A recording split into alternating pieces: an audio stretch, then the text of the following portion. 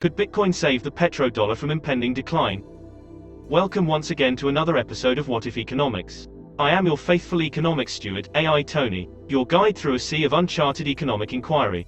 If you are new to the channel, or haven't yet subscribed, please subscribe for more compelling, never-before-seen economic theories and possibilities, all intended to drive solutions and strategies on some of the most interesting challenges and opportunities currently at large in the US economy. Let's explore this novel invention together. In 2019, the US dollar accounted for well over 70% of global trade invoicing in all regions except for the European Union. According to the US Census Bureau, trading volumes for the US alone topped $4 trillion between exports and imports for that year, and topped $4.5 trillion by the end of the year 2021.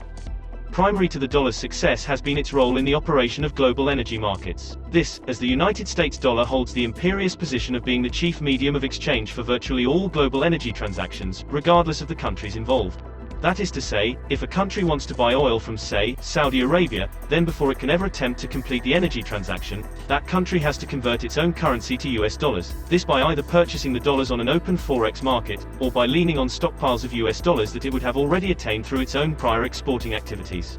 Because of the importance of energy to a nation's economic success, countries must hold a substantial reserve of US dollars in order to ensure continued energy security. Owing to this state of affairs, trade in other markets for essential items, such as food and medicine, have long since embraced the use of the US dollar, both for convenience, since nations are already stockpiling the currency, and also for stability and security, since the fact of this stockpiling means that the currency will continue to hold its value well, relative to prevailing global economic conditions. As an extension to this, investors often rush to shelter their assets in dollar-denominated securities in times of serious economic upheaval, this in a bid to leverage the security that these instruments inherently provide. The shine, though, seems to be rubbing off the once gilded greenback. As the country's debt ceiling continues to rise, seemingly relentlessly, and countries around the world engage climate policies that seek to abolish their nation's dependence on oil, the days of dominance for the vaunted US currency may very well be coming to an end. On the national debt front, there has been mounting concerns that the US's debt stock has, or may soon pass the point of objective sustainability. At 133% of GDP, and climbing at a rate of $1 trillion per year, pre-pandemic, 2 to 5 trillion annually since, you can certainly discern that an impending correction may well be on the horizon. At the same time, there have been feverish calls from within government and some segments of the finance and business communities for a crackdown on cryptocurrencies, calls based particularly on their existence outside of governmental control frameworks and the competition they provide to the regulated financial markets.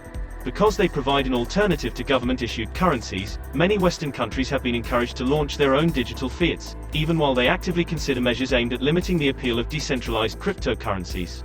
The stage therefore looks perniciously set for cryptocurrencies to experience some heavy-handed sanctioning from the US and other Western governments. The current and ongoing downturn in the crypto markets also does nothing to help the situation for cryptocurrency enthusiasts and investors, with the deleterious short-term volatility being a possible pretense, I dare say, for the draconian imposition of restrictive crypto regulation. But does this give the full picture of the performance of cryptos over the last 5 to 7 years? The short answer, of course, is a resounding and unequivocal no.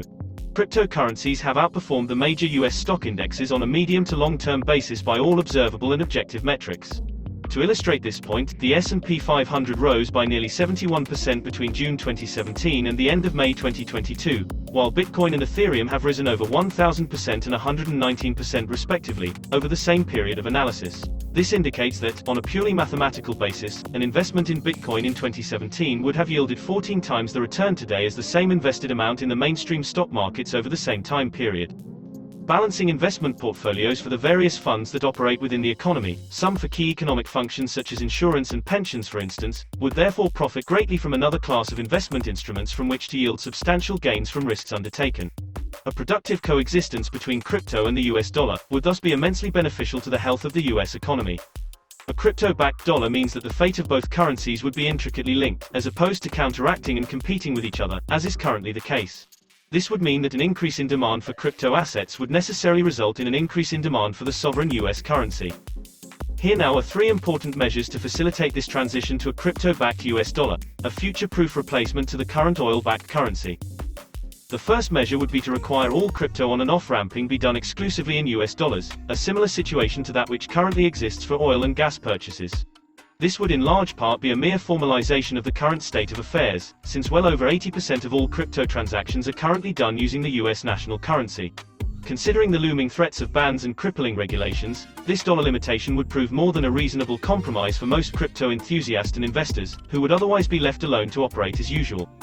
Large crypto exchanges such as Coinbase and Binance, which by their very nature serve both as convenient gateways into the cryptoverse, as well as form critical choke points for possible state enforcement actions, could swiftly implement this fairly tame measure, if only in a bid to preserve their own commercial ambitions. Should any one of these exchanges be hit with serious sanctions or face a hard ban on their operations, then you would quickly see the value of any crypto investments you hold rapidly rush towards the bottom of the price scale. Investors would offload holdings for whatever price they could get, while the pool of likely buyers would be weighing the wisdom behind entering a turbulent market, one that is not only being crushed by the weight of government actions, but is also being abandoned by the very investors that are trying to sell their positions. A US dollar exclusive arrangement would avert any such disaster, as it would dispel much of the concerns surrounding the overthrow of the dollar. Measure number 2 would entail the deployment of a fully decentralized, investor-based, market support framework, one akin to the spirit of the Wall Street Bets Reddit forum, a facility that loomed large in the GameStop short-selling drama that unfolded towards the end of January 2021. This would allow regular individuals from across the globe to coalesce in the formation of an active stabilizing unit for supporting crypto prices. The facility in practice would roar into action during periods of super high demand for cryptos, and surge to the rescue during currency sell-off events or runs on the crypto markets. Much like the miners and node hosts who make up a significant chunk of the enabling infrastructure that forms the backbone of crypto market operations, this support unit would also be positioned as a key mission component, serving the overarching vision of true financial liberation through disaggregated digital currencies and markets. The support framework could also be bolstered by allowing institutional investment firms to serve as spillover vehicles for any extraordinary imbalances that develop in the markets, those that the support units themselves could not completely alleviate. Crucially, an important impact of these price-supporting facilities on the health of the US currency is that large amounts of dollars and near-dollar equivalents would need to be stockpiled, which would naturally translate into a boon for the value of the US dollar in global forex markets. Investors who choose to exit crypto markets during sell-off periods would also likely use the dollars they receive to buy other US dollar-denominated securities, thus limiting any bleed of dollars into the wider consumer economy.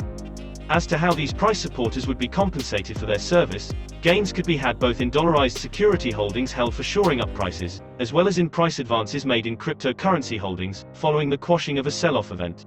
Price supporters could then gradually trade their holdings in the respective trading markets to realize the gains made from their noble open market undertakings. The third and final measure would involve the designation of cryptocurrencies as tax-exempt commodities on the world trade stage, non-taxable because taxes discourage purchase and would undermine the progress of the crypto dollar tie-up. Such a declaration would boost the investment-grade credentials of cryptocurrencies and funds and would significantly restrict the taxation ambitions that all big governments perpetually romanticize. Regulations would also be kept to a minimum, allowing for free participation in crypto markets without the process being hijacked by opportunistic middlemen, who would subtract rather than add any value to the ensuing trading bonanza. With the dollar recognized as true currency for transactions, and cryptos categorized as commodities for investment, a sort of mutually beneficial coexistence could blossom to the satisfaction of all interests concerned.